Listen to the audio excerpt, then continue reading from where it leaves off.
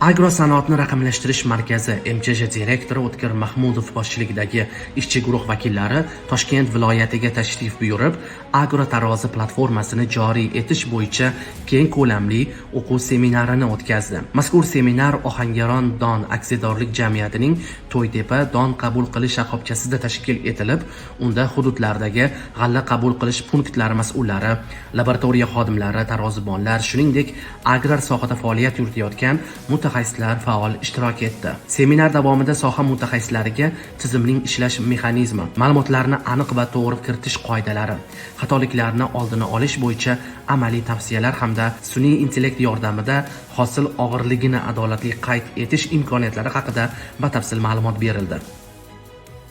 Bugungi seminarimizda g'alla 2026 mavsumiga tayyorgarchilik ko'rish va unda bo'ladigan yangiliklar bo'yicha hududlardagi akita xodimlari hamda fermer, klaster, don korxonalari rahbarlari, laborantlar hamda tarozibonlar o'rtasida seminar tashkil etildi. Ushbu seminarda agrotarozi axborot dasturida tashkil etilgan yangi imkoniyatlar hamda yangiliklar bo'yicha tushuntirish berib o'tildi, savollarga javob berildi.